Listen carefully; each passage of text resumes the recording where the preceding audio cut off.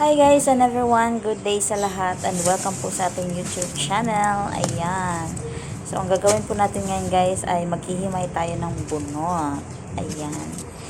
Ayan, sa dami-dami kong bunot. Ngayon ko lang po siya nagalaw. So ayan po guys ay para po sa aking mga halaman. Ayan, hihimayin ko po siya. Tatanggalin ko po yung kanyang fiber guys. Tatanggalin ko po yung kanyang pinakabalat para gawin po nating kukupul yung kanyang fiber. Ayan. Yun po talaga yung ginagawa sa kukupul. Ayan. Yan yung hinihimay ko guys.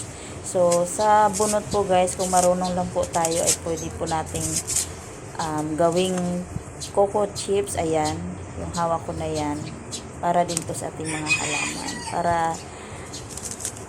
Para maganda yung kanilang mga lupa. Panghalo natin sa lupa.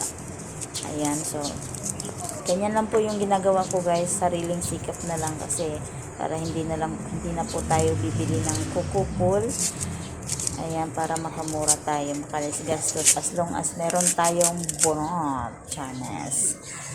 Ayan, so bago po pala tayo maghimay guys, ay kailangan po naka face mask po tayo para hindi po natin masinghot yung kanyang mga maliliit na nililipad sa hangin. Kasi makati din po siya sa ilong, makati din po sa lalamunan pag nasingot natin yung kanyang mga parang mga dust, coco dust na lumilipad. Ayan, pasintabi po pala sa aking pata na nag-iisa. Char. Ayan. So, kailangan po natin guys ng konting pasensya at konting mahabang pasensya at konting puwersa. Ayan. Para matanggal natin yung fiber na nakadikit sa balat. Kasi pag sobrang dikit guys, grabe din talaga ang puwersa na ating kailanganin. So, ayan.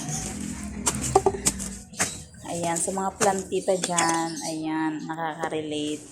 Ganyan lang po ang ginagawa ko guys. So, ayan na po yung nakuha ko guys sa iisang pirasong bao. Ayan, so, isang niyog pala.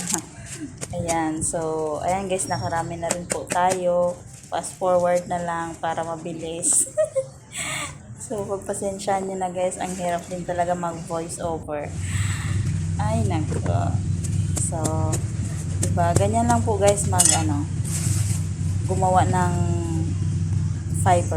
coco fiber para sa ating mga halaman. O diba, pagpasensyaan nyo na kasi sobrang init.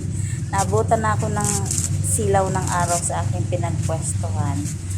So, ganyan lang po guys. Medyo nananakit na yung aking mga kuko sa daliri dyan dahil kailangan din po natin gamitin yung ating mga daliri. At ayan na po guys yung aking natapos. Ayan. Ayan yung mga coco fiber natin at yung mga pwede natin gawing coco chips. Ayan. So, ayan guys, kung bago po sa ang channel, please like, subscribe, hit the notification button para lagi kayong updated anytime na meron akong bagong upload. At yan po yung aking Jose Bono na sobrang laki. At ayan guys, haggardness na tayo. So, ingat po tayo palagi guys. Thank you for watching and God bless us all. Bye-bye.